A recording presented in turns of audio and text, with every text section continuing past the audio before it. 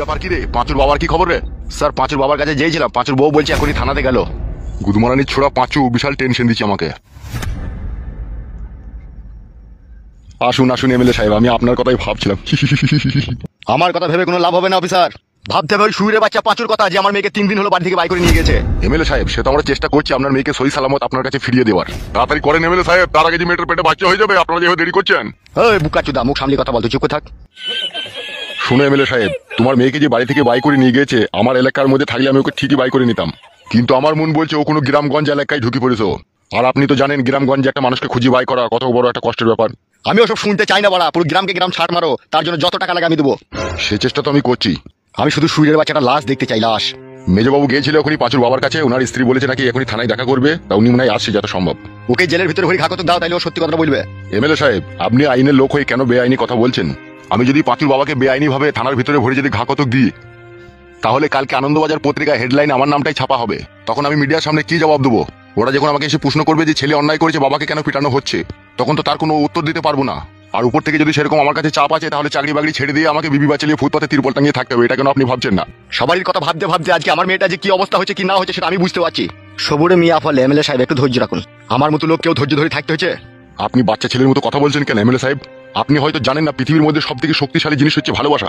তারা দুজন দুজনকে ভালোবেসেছে, আর ভালোবাসার পরে গিয়ে কোন গর্তে গিয়ে বাসা বেঁধেছে সেটাকেও তো খুঁজে বাই করতে হবে নাকি? তার জন্য সময় লাগবে এমএলএ সাহেব। তার জন্য তো তোমাকে 1,80,000 টাকা আমি দিয়েছি, এখনো 2 লাখ টাকা দিতে আমি রাজি আছি। আইনের হাত অনেক লম্বা হলেও আপনাকে ধৈর্য রাখতে হবে, ধৈর্য রাখতে হবে। আমি চললাম, যাওয়ার আগে একটা কথা বলে যাই, আমি কালকের মধ্যে ফুল অ্যান্ড ফাইনাল খবর চাই, তারা কোথায় আছে না আছে, মনে থাকে যেন কথাটা। এই জহাট।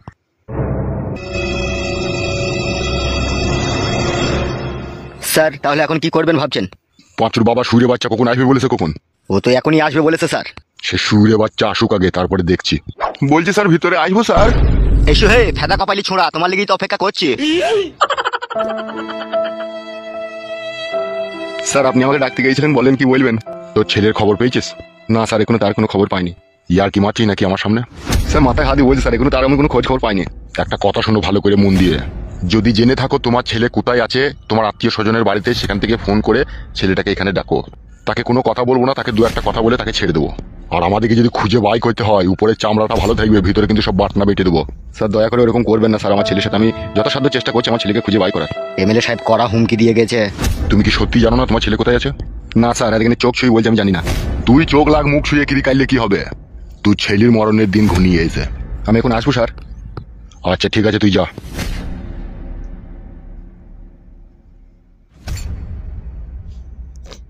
স্যার তাহলে এখন কি করবেন ভাবছেন? আর গভীরে গিয়ে আমাকে ভাবতে হবে কি করলে কি করা যায়। স্যার বলছিলাম কালকে আমি শ্বশুর বাড়ি যাবো, 2 দিন কাজ ছুটি দিলে হতো না আমাকে? এমএলএ সাহেবের টাকাটা 40,000 টাকা ভাগ পেলে আর অমনি কুটকুটি ধরে গেলে লাই।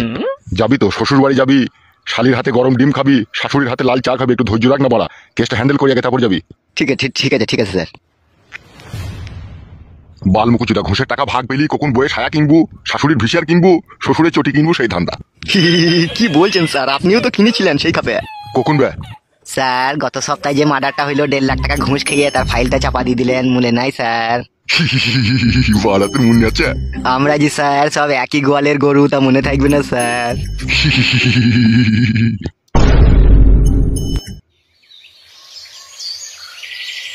কথাটা লাউড়া ভালো করে মন দিয়ে শুন, আমি যেটা বলছি। হ্যাঁ হ্যাঁ বল বল শুনছি। লাউড়া কেস তো ভাবলা রে। কি বলছিস রে বড়া? বড়বাবু মারা তোর আব্বাকে 3 বা 4 বার থানায় ডাক করেছিল। না না মিচ্ছি করে। তা শালা আমি চিবরে মাঝে ভালো করে শুনছি বলছি বড়া। বেশ ঠিক আছে বল। আমার মন বলছে তোর শ্বশুর আব্বা পুলিশকে মনে অনেক টাকা পয়সা ঘুষ করেছে, বুঝলি তো? বালের শ্বশুর আব্বা। বেশ শুন, এই তো করেই লিচিস, তুই তো দেখেই লিচিস 3 কোনা বাকুড়িটা, আবার তো ভয় কিসের ভেতর? বেশ বেশ কি হয়েছে বল। 3 কোনা বাকুড়িটা দেখেছিস তো? তোর বড়া এখন ইয়ার কি মারিস না, বল কি হয়েছে? আগে বল 3 কোনা বাকুড়িটা দেখেছিস নাকি? কি বলছিস গো? কে বে তোর পাশে তোর বউ নাকি? বকছো কেন, চুপ করো না। কাকে চুপ করতে বলছিস বে? এ কি হয়েছে বল, ভালো করে বল বড়া। তুই বউয়ের পাখানে চুমকেছিস, তাকে বল আগে। দূর বুকা চুদা, আমি মরছি আমার জ্বালা ইয়ার কি মারিস, কি হয়েছে বড়া বল না খুলে খুলি। তোর আব্বাকে থানাতে নিয়ে গেল, আমার মনে হয় অফিসার মনে হয় ঘা কত দিয়েছে মনে হয়, বুঝলি? মেরিস আমার আব্বাকে? কে কাকে মেরেছে গো? তোর আব্বা ফেদা মুখ আমার আব্বাকে পুলিশ দিয়ে মার খাইছে। বে বুকাচুদা, এখন মেরেছে কি মারেনি সেটাও করে আমি সঠিক জানি না, থানাতে দেখেছিল, আমি মনে করছি মারতেও পারে। তুই কি করছিস কি বে, কি হয়েছে কি না হয়েছে পুরো ডিটেইলস খবরটা বল না বড়া। তুই ওই মেয়েটাকে বিয়ে করলিছিস তো? হ্যাঁ রে বড়া বিয়ে করলিছি, আমার আব্বাকে কি বলেছে সেটা বল। এখনো পুরোপুরি ভাবে খবর আসেনি আমার কাছে, ঝাপসা খবর যেটা এলো সেটাই তোকে দিলাম। ঝাপসা খবর? আফসা আফসা মানে যেটা আমি হালকা শুনতে পেয়েছি, আমি তো তোদের বাড়ি যেতে পারছি না ডাইরেক্ট, আমি যেটা লোকের কাছে শুনছি সেটাই তোকে বলছি। তারপর একবার জান একবার ফুস করিয়ে। বালের কথা বলছি নাকি? ফুস করে যাবো, খুশ করে জেলে ঢুকে যায় নাকি আমি? জেলে কি কামাইতে ঢুকবে, তুই খবরটা লিয়ে আইবি তা। তুমি বাল বুঝো হে, চারিদিকে যা ফেউ ঘুরছে, তোমাদের বাড়িতে কে আসছে কে গেছে কে না গেছে সমস্ত খবর এমএলএ কাছে পৌঁছাইছে। তাই নাকি? তাই নাকি মানে? হ্যাঁ ঠিকই বলছি। আবার এইদিকে আজকে আবার আমার বিচার হয়েছে, এমএলএ সাহেব এমনিতেই আমার উপরে চড়ার হয়ে রেগে আছে। তোর আবার কি বিচার হলো বে? ওই তো দুটো বিয়ে করিনি, সেই জন্য বিচার হলো। কিসের দিকে বিচার হলো তোর?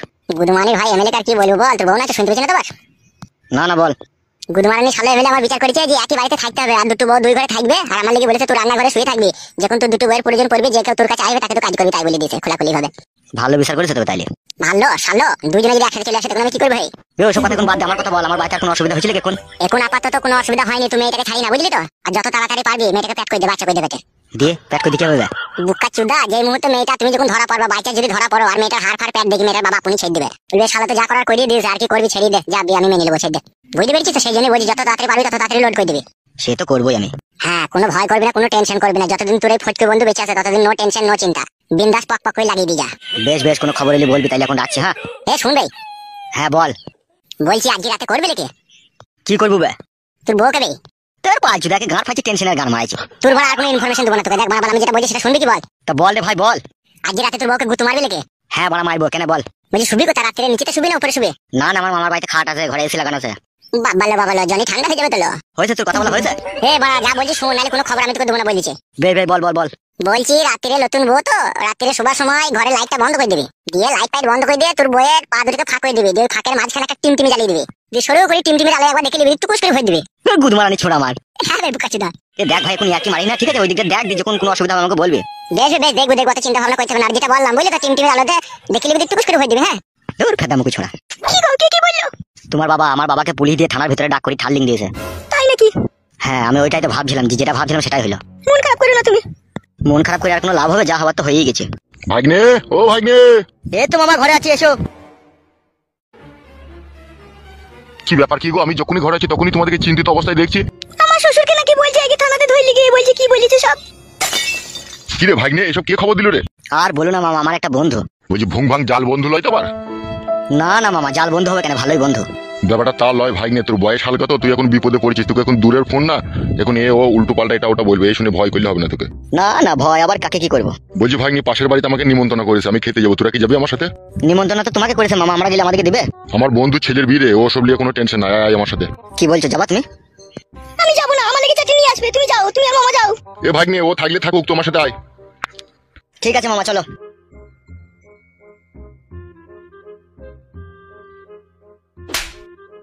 ছি, বাবা মায়ের কথা না শুনেই ভুল হলো, কেন যে মরতে বাড়ি থেকে পালিয়ে এলাম কিছুই বুঝলাম না।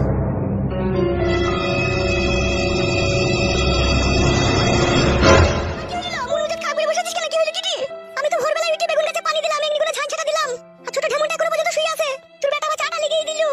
কেন ও কাজ করেনি সকাল থেকে উঠে? বাল করেছে, ঘুমিয়ে আছে দেখা। এই যে বলছে মা, আমি যখন চা নিয়ে যাই তখন ঘুমিয়েছিল। আর কত তোদের লেগে ঝামেলা পোয়া বলো, আমি ঝামেলা পোয়াইতে বলে তোকে বল কথা কি বলবো? লোকে আমি আবার ও 7 ভাতারিকে 80 ভাতারিকে আমি আবার কি বলবো? ওকে দেখলেই তো আমার ঘৃণা লাগে। তাহলে আমি একাই শুনো সংসারের কাজ করবো নাকি? আর বসে বসে গিলবে নাকি? তা আমি হয়তো দেবো না, লোকে বসে বসে গিলতে দেবো নাকি? ওর মাঙে মুড়ো ঝাঁটা বই দেবো আমি দেখে বলেন কি? এ কুটকলাই একবার ডাক তো ছুরিটাকে। আমি যাবো না, এটা বল, আমি তোমার নেই যে এই থানা হারামি মুখ গঞ্জে না, আমি নিলে হবে? আমার মায়ের সাথে ঝগড়া চলে যাবে। ঠাটা কুকুর বেটাটা খুব কথা বলে, বলকে আমি ডাকছি যাবে। গুড মর্নিং ভাই, খেচার পাঁচে তুই ভাই আমার যাবে না, তোমার মেয়ে আমার নানি যাবে পারলাম বুঝে যাবে। ঠাটা কুকুরটা কথা শুনে নেবে, যে বলকে বল ডাকছে, বাল আমার সব কাজে খেতে আমাকে হুকুম করবে। আমি জানি ওই বাপের চাকরি দিচ্ছি বাড়িতে, চা খেয়েছি তুই?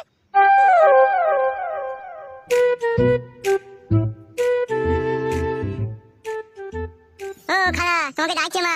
কে, কিসের জন্য ডাকছে? আমি জানি না, আমাকে ডাকতে বললে তাই এলাম। আর তুমি আমাকে কি বললে, খালা? হ্যাঁ খালা বললাম। আমি তোমার খালা হই না, আমি তোমার ভাবি হচ্ছি। সত্যি করে জানি তো ভালোই হলো।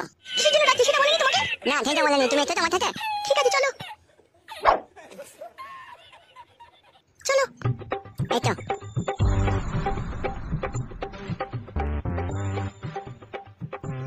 অত চিন্তা ভাবনা করি নালো, তুই চিন্তাতে আমার রাতে ঘুম হয়েছিল নালো। এসব আমার আর ভালো লাগছে না, মনে হচ্ছে গলায় দড়ি দিয়ে আমি আত্মহত্যা করি।